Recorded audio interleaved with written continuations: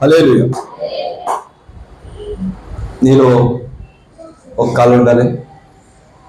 ఆ కళను సాకారం చేసుకోవడం మీ దగ్గర ప్లాన్ ఉండాలి. ఆత్మన్యూనతనే పారద్రోలాలి.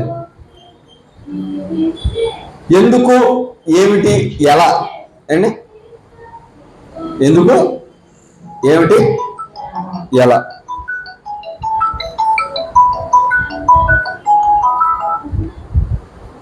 ఈ ప్రశ్నలు చూడడానికి చాలా చిన్నగా ఉంటాయి ఏమండి. అసలు నేను ఎందుకు చదవాలి, నేను ఏమి చదవాలి, నేను ఎలా చదవాలి ఏమండి? అసలు ఈ ప్రశ్నలు ఎప్పుడన్నా వేసుకుంటామా? వేసుకుంటామా?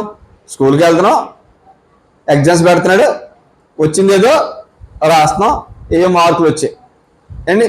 ఇచ్చిన తర్వాత అసలు ఎక్కడ మార్కులు పోయాయి, ఎందుకు పోయాయి, అసలు ఎక్కడ పొరపాటు జరిగింది, నెక్స్ట్ ఎగ్జామ్కి మంచి స్కోర్ చేయాలంటే ఏం చేయాలి, ఈ స్ట్రాటజీ మనకు ఉండాలి ఏమండి.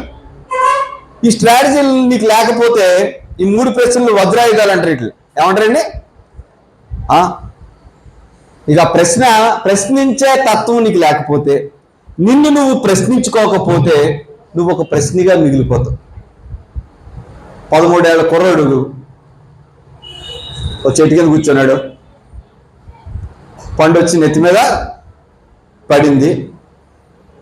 పడితే అడు దాన్ని 2 ముక్కలు చేసుకుని ఉప్పు కారం వేసుకుని, అదే కదా చేస్తాం మనం మామిడి తోటలో కంటే వెళ్తాం చదవాలని. ఒక బ్యాచ్ ఉంటుంది ఇప్పటి నుంచి ఏమండి. కొన్ని పుస్తకాలు పెట్టుకుని ఒకడు ఉప్పు ఒకడు కారం తెస్తే ఎవడో తోటలోకి వెళ్ళి చదవడానికి బయలుదేరుతారు బ్యాచ్.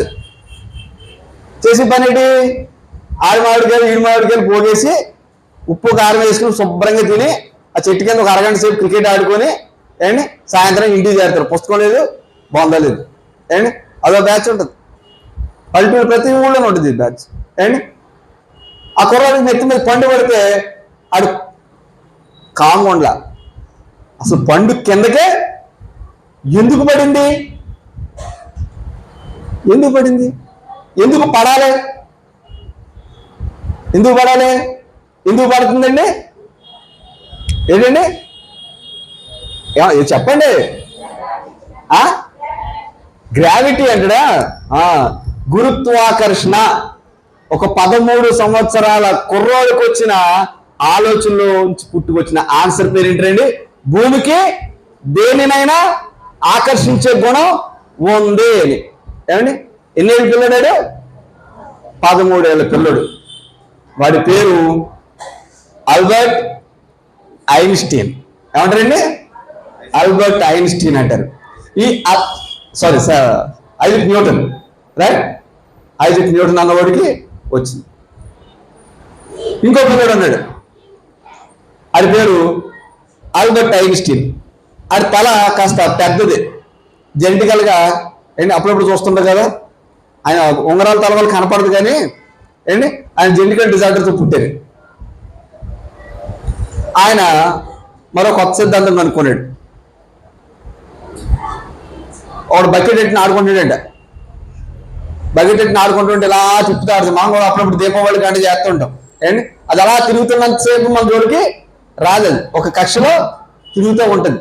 దాన్ని అపకేంద్రక సిద్ధాంతం అంటాడు అనమాట ఏంటి. అంటే ఏదైనా ఒక వస్తువు ఒక నిర్దిష్ట వేగంతో తిరుగుతున్నప్పుడు అది పడిపోదు. యాపిల్ కింద పడింది, భూమికి ఆకర్షణ ఉంది. మరి ఆకాశంలో గ్రహాలు అవి పడిపోవట్లేదే, భూమికి ఆకర్షణ ఉంది కదా. భూమికి ఆకర్షణ ఉన్నప్పుడు మరి గ్రహాలు పడాలిగా, ఎందుకు పడట్లా? ఎందుకు పడట్లేదంటే ఈ బకెట్ లాజిక్ అక్కడికి అర్థమైంది. ఓహో, ఏదైనా ఒక వస్తువుని ఒక నిర్దిష్టమైన కక్షలో ఒక నిర్దిష్ట వేగంతో తిప్పితే అది పడిపోకుండా ఉంటుంది అని. అండి ఎలా తిరుగుతుంది అండి? మనకి మన బ్రతుకు ఇలాగే ఎందుకు ఉంది, అలా ఎందుకు అవ్వట్లేదండి అంటే నువ్వు ఒక నిర్దిష్టమైన కక్షలో అలాగే తిరుగుతున్నావు. తిరిగితే నువ్వు అక్కడే ఉంటావు.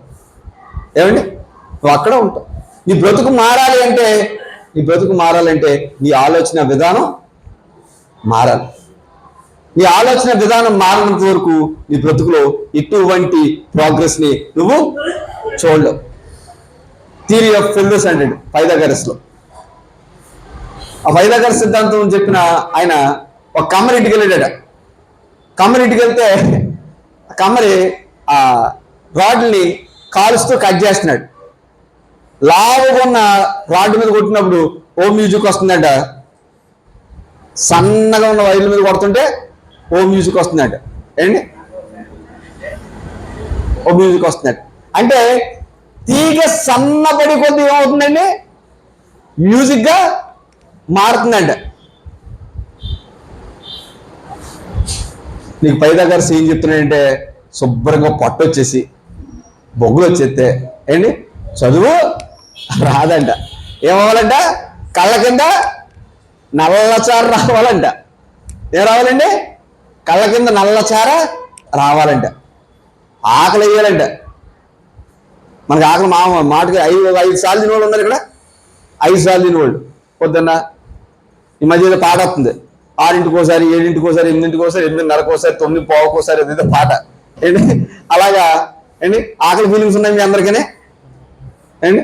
5 సార్లు 6 సార్లు తిని బ్యాచ్ కూడా ఉండదు ఏంటి. అన్నిసార్లు తింటే పొట్ట వద్దంట. ఏమొస్తుందట, పొట్ట వస్తుందట. అనుకున్న టార్గెట్ అచీవ్ చేయలేమంట. పైథాగరస్ చెప్తున్నాడు, నువ్వు సన్నబడు, నీకున్న మాంద్యాన్ని నెమ్మదిగా తగ్గించుకో, నీకున్న అలవాటుని ఒక్కొక్కటి వదిలిపెట్టుకో, కొడితే మంచి మ్యూజిక్ వస్తుంది అండి. ఒక్కసారి డిఎస్సి పోస్ట్ కొడితే లైఫ్ బిందాస్, గ్రూప్ 2 కొడితే లైఫ్ బిందాస్ అండి, ఒక మంచి సాఫ్ట్వేర్ కొడితే లైఫ్ బిందాస్. అసలు వెనక్కి తిరిగి చూడాల్సిన పని లేదండి. ఒకసారి నువ్వు కొట్టు చూడు, ఒకసారి కొట్టు చూడు, చరిత్ర నేను మర్చిపోదు అండి. ఒక బక్క చిక్కిన కుర్రోడు ఒక కళ్ళజోడు పెట్టుకొని అన్నపూర్ణ స్టూడియోలో కథ చెప్తా అని ఈ మధ్య టీవీలో గంట వస్తున్నాను. వెంకటేశ్వర నేను పాడబడుతుంది తిరుగుతున్నాడు ఒక వెనకాల ఏంటి. అలాగా నేను కథ చెప్తా అంటుంటే పిక్చర్ చూసేవారట. ఒకడు నమ్మి ఒక అవకాశం ఇచ్చారు. సరే నువ్వు తెగ సంబరపడుతున్నావు కదా, ఖర్చు పెడతాను నీ మీద, చెయ్యాలి. సరదాగాడు సినిమా తీసి జనాల్లో కుదిరాడు. భారతదేశం అంతా ఆడంకు చూసుకుంటాం సరే. వాడి పేరు రామ్ గోపాల్ వర్మ. ఏం పేరండి? నేను అనుకుంటాను సినిమా పరిశ్రమలో అంతటి జ్ఞాని లేడేమో అనిపిస్తుంది. అంత బాగా మాట్లాడతాడు, అంత బాగా ఏంటి. ఆ సినిమా పేరు శివ. పెద్ద అందగాడు కాదు, ఆజానుబాహుడు కాదు, కానీ కుర్రోడు ఏదో స్పార్క్ ఉంది. డ్యాన్స్ తీసేస్తున్నాడు. చిన్న పాత్రలు వేసినా సరే ఆ సినిమాలో క్రెడిబిలిటీ మొత్తం ఆడే కొట్టేస్తున్నాడు. ఎవరు రీడని పరిశీలించింది ఇండస్ట్రీ. జాయిగా ఒక్కొక్క అవకాశం ఇచ్చింది. ఆడ అవకాశాలన్నీ అందిపుచ్చుకుని తెలుగు చిత్ర పరిశ్రమకున్న ఏకైక సింహాసనం నెంబర్ 1 ప్లేస్ని కబ్జా చేసేసాడు. ఆడి పేరు కొణిదెల శివశంకర వరప్రసాద్. తెలుసు మీకు? ఎవరు? మెగాస్టార్ అంటారు. మెగాస్టార్ ఒక సామాన్యుడు, ఒక కానిస్టేబుల్ కొడుకు తెలుగు చిత్ర పరిశ్రమనే ఇప్పటికి వెళ్తున్నాడు. At the age of 70 megastar ఎవరంటే ఆయన పేరు చెప్తున్నారు. ఏంటి 30 ఏళ్ళుగా ఆ సింహాసనాన్ని అలా కూర్చొని ఉన్నట్టు రాజుతుంది. నువ్వు అనుకుంటే నువ్వు వచ్చి చేయగలవు.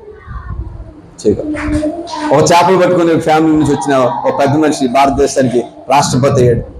మిసైల్ మ్యాన్ ఆఫ్ ఇండియా అంటారు ఆయన. అండి భారతదేశం ఎంతో మంది పిల్లలు కంది, కానీ ముద్దుపెట్టులో ఆయన ఒకడు ఉంటాడు. ఆయన పేరు డాక్టర్ ఏపీజే కలాం. కళగా అందని చెప్పిన పెద్ద మనిషి. నీకున్న పరిస్థితుల్ని, నీకున్న పరిధుల్ని నువ్వు దాటుకుని నీకున్న వనరుల్ని జాగ్రత్తగా పొదుపు పెట్టుకోగలిగితే నువ్వు ఒక వరం పోతావు, నువ్వు మెగాస్టార్ పోతావు. అదే తప్పేం కాదు. నువ్వు ఒక ప్రొఫెషన్ ఎంచుకొని ఆ ప్రొఫెషన్ కోసం కష్టపడ్డావు. సార్ నేను దొంగతనం బాగా చేస్తాను సార్, తప్పదు. ఏంటి వాక్యం చెప్తుంది, వద్దు. ఏంటి నువ్వు ఏం చేసినా సరే భారతదేశంలో ఎవరు ఏమైనా చేయొచ్చు. అది చేసే పని భారత రాజ్యాంగానికి లోబడి ఉండాలి. ఏంటి లోబడి ఉండాలి. నువ్వు కాన్స్టిట్యూషన్ దాటి పని చేస్తానంటే క్రైమ్ అంటారు దాన్ని. నువ్వేమైనా చెయ్యి, నువ్వు ఏం కావాలనుకుంటే అదవు. ఈ గ్రంథంలో ఏం చెబుతుందో దాని ప్రకారం. ఏంటి నువ్వు దొంగలు జేబులు కొట్టేటప్పుడు చాలా నేర్పడతానే ఉండదు. మా పెద్దనాన్న ఉన్నాడు, పెద్దనాన్న వస్తు అవుతాడు. ఆడికి ఎప్పుడైనా డబ్బులు లెక్క పెట్టమని ఇస్తే మన కళ్ళ ముందు లెక్క పెడతాడు. మనం అప్పుడు 10,000, మన లెక్క పెట్టినాడు 10,000, పక్కడు లెక్క పెట్టినాడు 10,000. ఆడికి ఇస్తే 2 నోట్లు కనపడు, 2 నోట్లు కనపడు. ఎలాగా అది అసలు కెమెరాలు అప్పుడులో లేవు, కానీ ఆడికి ఎప్పుడు డబ్బులు ఇచ్చేసరే ఓ 100, 200 కనపడికో. ఏంటి అంత దొంగ అనమాట.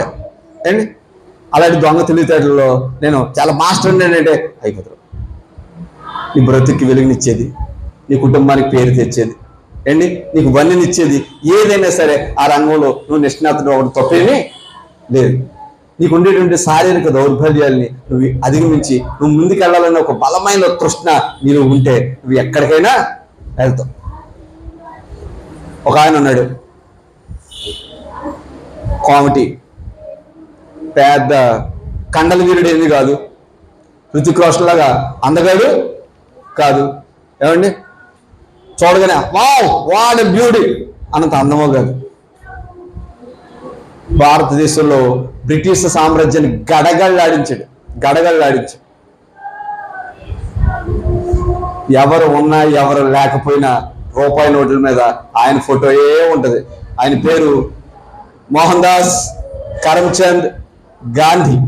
ఏంటి ఒక టవలో పైన ఒక టవలో కింద ఉంటుంది. ఏంటి అందగాడేమి కాదు, స్పృద్రూపి కాదు, సల్మాన్ ఖాన్ లాగా కండల వీరుడు కాదు, కానీ జాతి పెద్దగా మార్చబడ్డాడు. నీకుండేటువంటి బలహీనతలను అధిగమించి నువ్వు ఒక సుస్పష్టమైన లక్ష్యాన్ని నువ్వు టార్గెట్ పెట్టుకొని ముందుకెళ్తే నిన్ను ఆపేవాడు లేనే లేడు. ఒక పిల్లడు తోలు శుభ్రం చేసే పనిలో ఏదో గుచ్చుకుని 2 కళ్ళు పోయి ఆ పిల్లోడు నెమ్మదిగా ఏం చేయాలో తెలియక ఆ నాన్న వెనకాల తిరుగుతుంటాడు. నాన్న చదువు నేర్పించాలని ఒక 6 చుక్కలతోటి అక్షరాలు నేర్పించే ప్రయత్నం చేశాడు. ఫస్ట్ 4 ఉండేవి, తర్వాత 6 అయింది, ఇప్పుడు 9 అయ్యాయి. ఏమండి ఆ చుక్కలతోటే ఒక కొత్త ప్రపంచాన్ని సృష్టించాడు. ఆయన పేరు లూయిస్ బ్రెయిలీ. కళ్ళు లేని వాళ్ళు తడుముకొని చదివేస్తున్నాడు, బైబిల్ చదివేస్తున్నాడు. అక్షయ్ చేతి వేళ్లతో ఆ డాట్స్ని టచ్ చేసి, అంటే లూయిస్ బ్రెయిలీకి అంధత్వం అనేది అడ్డు కాల. రైట్, మనకు అన్నీ ఉంటాయి అండి. నేను ఆడికిలా చదవలేనండి, నేను ఆడికిలాగా పరిగెత్తలేనండి, నేను ఆడికిలాగా అంతసేపు ఉండలేనండి. కొంతమందికి చర్చికి రాగానే నిద్ర వచ్చేది అండి, అదో బ్యాచ్ ఉంటుంది. ఇంటికాడ రాత్రి 1 గంట వరకు చూస్తాడు ఫోన్ అండి, చర్చికి రాగానే నిద్ర వచ్చేది. ఇంట్రెస్ట్ లేక ఏండి, ఇంట్రెస్ట్ లేక నీ బ్రతుకులో ఆసక్తి అనేది లేకపోతే ఏమండి నువ్వు అనుకున్న గురిని, అనుకున్న లక్ష్యాన్ని నువ్వు సాధించడం కష్టం. మన 10th క్లాస్లో సుధాచంద్రన్ పాట ఉండేది, మనకు ఉందండి, మీకు ఉందండి ఏమండి. ఆవిడ మయూరి అని ఒక సినిమా కూడా వచ్చింది. ఆవిడ మీద ఒక యాక్సిడెంట్లో ఏమైనాయి అంటే కాళ్ళు పోయాయండి. కాళ్ళు పోయిన డ్యాన్స్ వేస్తారా? అది మామూలుగా ఫిజికల్ హ్యాండిక్యాప్ నడిస్తేనే అది అలా ఉంటుంది ఏమండి. మరి డ్యాన్స్ ఊహింతే భయం వేస్తుంది ఏమండి. కానీ ఒక ఆర్టిఫిషియల్ లెగ్తో సంచలనం సృష్టించింది. సంచలనం. ఏ ఆత్మీయత లేనివాళ్ళు, ఏ శారీరక దౌర్బల్యం లేని మనం ఎందుకు వండర్స్ చేయలేం? ఎందుకు చేయలేం? వీకే ఎందుకు? మొట్టమొదట నీకు ఉండాల్సింది 2 తిమోతి 1వ అధ్యాయం 7వ వచనం. 2 తిమోతి 1:7.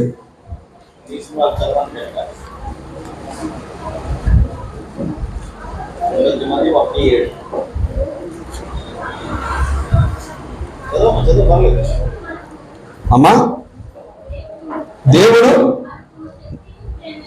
శక్తియు ప్రేమయు ఇంద్రియ నిగ్రహము గల ఆత్మనే ఇచ్చెను గాని పిరికితనం గల ఆత్మను ఇవ్వలేదు. పౌలు ఏం చెప్తున్నాడండి? నువ్వు పిరికి ఆత్మ నీకు దేవుడు ఇవ్వలేదురా బాబు. నీకు ఎలాంటి ఆత్మ ఇచ్చాడంట? ఇంద్రియ నిగ్రహం గల ఆత్మనే ఇచ్చాడంట. పౌలు మనకి కొన్ని లైఫ్ స్కిల్స్ నేర్పిస్తున్నాడు. నేను గురి ఎద్దుకే పరిగెడుతున్నాను రా బాబు, రైట్? మనకి మామూలు ఆత్మ ఇవ్వలేదు. మనకి ఎలాంటి ఆత్మ ఇచ్చాడంటే ధైర్యం కలిగిన ఆత్మనే ఇచ్చాడు. ఆ ధైర్యం కలిగిన ఆత్మతో నువ్వు అద్భుతాలు చెయ్యొచ్చు అని.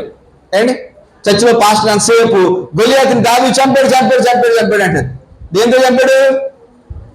దేంతో? బురదతో చంపాడు. గులకరాడు కాదు అక్కడ. గులకరాడు కాన్సెప్ట్ కానీ కాదు. ఏంటి చాలా కాన్ఫిడెన్స్ ఉంది దావీదుకి. దావీదు నేను వెళ్తానంటాడు. ఏంటి సరే ఎల్లరా అబ్బాయిని పంపించాడు సౌలు. 5 రాళ్ళు తీసుకున్నాడు. కోట నోబల్ గొలియాతు ఇంకా అక్కడ లేడు. ఇంకా లేడు. మీలో ఉండవలసింది 5 రాళ్లతో గొలియాతుని క్లియర్ చేయడం. రైట్? నీ ముందు ఐఏఎస్ ఐపీఎస్ లాంటి పరీక్షలు ఉంటే నువ్వు చేయగలవా? చేయగలవు. 5 గులకరాలతో దావీదు గొలియాతుని క్లియర్ చేశాడు. గొలియాతు లేడు అక్కడ. గొలియాతు లేడు. దావీదు మాత్రమే ఉన్నాడు. సౌలుకు వేల కొలది, దావీదుకు 10,000 కొలది. ఒకసారి గొలియాతు క్లియర్ అయితే దావీదు ఉంటాడు. నీ ముందు లక్ష్యాన్ని నువ్వు గులకరాళ్ళతో కూడా కొట్టచ్చు. నీకుండేటువంటి కొద్దిపాటి వనరులతో, నీకుండే శక్తియుక్తుల్ని, నీ యొక్క రక్తాన్ని, ప్రాణాన్ని నువ్వు దానికోసమే పెడితే నువ్వు గొలియాతుని క్లియర్ చేయొచ్చు. ఏ ఉద్యోగం కూడా నేను చెప్తున్నాను. ఇందాక 2 ఉద్యోగాలు అన్నాను కదా, ఇప్పుడు 3వ ఉద్యోగం గురించి చెప్తాను. సచివాలయం ఉద్యోగం కొట్టాను నేను. ఒకటి సెంట్రల్ గవర్నమెంట్ జాబ్, రెండోది బయాలజీ అసిస్టెంట్, తర్వాత సచివాలయం ఉద్యోగం వచ్చింది. అండి 3 ఉద్యోగాలు వచ్చాయి. మీ ముందు నిలబడ్డవాడు 3 ఉద్యోగాలు కొట్టాడు. ఏమీ లేకుండా ప్లాన్డ్గా చదువుకుంటే అది విషయం ఏమీ కాదు. నీ ముందు కొట్టిన వాళ్ళు బోల్డ్ గా ఉన్నారు. కావాలంటే చూసుకో. ఈ ఊళ్ళో మాస్టర్లు ఉన్నారా? గవర్నమెంట్ టీచర్లు మీ చర్చలో ఉన్నారా? ఎవరున్నారు? లేదా? మీ ఊళ్ళో మీకు తెలిసిన మాస్టర్లు ఉంటారు కదా, మీ ఊరోడే. మీ ఊళ్ళో కానిస్టేబుల్ ఉన్నారా? లేరండి. కానిస్టేబుల్ లేరా? మీ ఊళ్ళో తిరుగున్నాడే కానిస్టేబుల్. మీ ఊళ్ళో తిరుగున్నాడు మాస్టర్. పచ్చళ్ళు అమ్ముకునేవాడు పచ్చడు సైకిల్ కట్టుకొని పచ్చడి అమ్ముకునేవాడు. ఆంధ్రప్రదేశ్ని సిట్ అంటే సిట్, స్టాండ్ అంటే స్టాండ్. ఆయన ఏం చెబితే అదే చీఫ్ మినిస్టర్. ఆయన పేరు చెరుకూరి రామోజీరావు. మీకు తెలుసా? ఈనాడు పత్రికాధిపతి. ఒక పచ్చళ్ళు అమ్ముకునేవాడు లక్షల కోట్లకు అధిపతాడు. ఏమనవచ్చు? జీవితంలో నీకంటూ ఒక సుస్పష్టమైన ప్రణాళిక, నీకంటూ ఒక సొంత ఆలోచన, నీ కాళ్ళ మీద నువ్వు నిలబడాలనే కోరిక, నా కుటుంబానికి నేను వెన్నుదన్నుగా నిలబడాలనే ఆశ, ఒక మంచి ఆదర్శవంతమైన జీవితం, ఆర్థికంగా సామాజికంగా స్థిరపడాలనే ఆకాంక్ష నీ బ్రతుకులో ఉంటే నువ్వు కూడా అవుతావు. కొణిదెల శివశంకర వరప్రసాద్ చిరంజీవి అయినప్పుడు, పచ్చళ్ళు అమ్ముకునేవాడు రామోజీరావు అయినప్పుడు, మీ ఊళ్ళో మీ వీధిలో చాలా సామాన్యంగా బతుకున్నాడు ఇవాళ కారులో తిరుగుతున్నప్పుడు నువ్వు కూడా అవ్వచ్చు. నీకు ఉండాల్సింది ప్లానింగ్ ఉండాలి. నీకు ఉండాల్సింది ఆ స్కిల్స్ని ఆర్గనైజ్ చేసుకునే టాలెంట్ ఉండాలి. దాన్ని ఎప్పటికప్పుడు నువ్వు పునశ్చరణ చేస్తూ ఉండాలి. దాన్ని నువ్వు పునఃపరిశీలన చేస్తూ ఉండాలి. ఆదికాండం 1వ అధ్యాయం మీరు చూస్తే దేవుడు ప్రతి పని వెనకాల చెక్ చేసుకునేవాడట. అది మంచిగా ఉండేమో అన్నప్పుడు ఆగారైనా, కానీ ఒక విషయంలో ఆయన సాటిస్ఫై అవ్వాలా. నరుడు ఒంటరిగా ఉండుట మంచిది కాదు. ఆయన చేసిన పనే దేవుడు ఇంట్రోస్పెక్ట్ చేసుకుంటున్నాడు. దేవుడు తప్పు చేస్తాడా? ఏమో ఆయన చెక్ చేసుకుంటే ఆయన తేలింది నేను తప్పు చేశాను. నరుడు ఒంటరిగా ఉండుట మంచిది కాదు అని. నువ్వు చేస్తున్న పని నువ్వు ఇంట్రోస్పెక్ట్ చేసుకో. నువ్వు చేసుకుంటే నీ లోపల నీకు స్వీయ లోపంబులు ఎదుగుటే గొప్ప విద్య అంటాడు అక్కినేని నాగేశ్వరరావు. ఏమండి, అక్కినేని నాగేశ్వరరావు, ఎన్టీ రామారావు 2 కళ్ళు అంటారు తెలుగు చిత్ర పరిశ్రమకి. నిజానికి ఎన్టీ రామారావుకి ఏఎన్ఆర్కి నక్కకే నాగలోకానికి ఉన్న తేడా ఉంటుంది. నా పర్సనల్ ఫీలింగ్ అది. ఎవరైనా ఏఎన్ఆర్ ఫ్యాన్స్ ఉంటే మీరు ఏం హర్ట్ అవ్వద్దు. ఏమండి, ఆయన కృష్ణుడు వేస్తే కృష్ణుడు, రాముడు వేస్తే రాముడు, అంత స్ఫురద్రూపైన అలాంటి వ్యక్తి ముందు నిలబడి ఏంటి తెలుగు చలనచిత్ర పరిశ్రమకి 2 కళ్ళు 1 కళ్ళుగా ఏఎన్ఆర్ నిలబడ్డాడు. కారణం ఏంటంటే ఆయన అంటాడు నేను రామారావు గారిలాగా అందగాన్ని కాదు, కాబట్టి నా లోపం ఏంటో నాకు తెలుసు, కాబట్టి ఆ లోపాలు సవరించుకుంటూ ముందుకెళ్ళాడు. నీలో ఉండే లోపాలను నువ్వు గుర్తిరగాలి. ఆ లోపం సిగరెట్లా, ఆ లోపం సొల్లు కబులు చెప్పడమా, ఆ లోపం ఫోన్తో ఎక్కువ గడపడమా, ఆ లోపం ఏంటి పోరంబోకులాగా పని పాట లేకుండా గాలికి తిరగడమా, అమ్మ బాబు మాట వినకుండా బతకడమా, పుస్తకాలు ముట్టుకోకుండా ఉండటమా. ఆ లోపాలు ఏంటో మొట్ట గుర్తిరిగి దాన్ని జయించి ముందుకెళ్ళాలి. చివరిగా ఒక మాట, ప్రతి ఏటా దేశానికి గతంలో పంచవర్ష ప్రణాళికలు, మీరు అందరూ బుక్స్ ఉన్నాయి, మీ దగ్గర బుక్స్ ఉన్నాయా, పేపర్ ఉందా? ఉన్నవాళ్ళు చేద్దాం. 2 నిమిషాలు ముగించుకుందాం. 2 నిమిషాలు ముగించుకుందాం. 5 ఏళ్లలో నువ్వేమవ్వాలనుకుంటున్నావు, నీకేం కావాలి రాసుకో. ఇది డిగ్రీ అయ్యింది, డిగ్రీ అయితే 5 ఏళ్ళు నువ్వేం చెయ్యాలనుకున్నావు. సార్ పెళ్లి చేసుకోవాలనుకుంటున్నాను సార్, మంచిదే, అది కూడా మంచిదే. ఏంటి సార్ నేను టీచర్ అవ్వాలనుకుంటున్నాను సార్, బీఈడీ చేయాలి.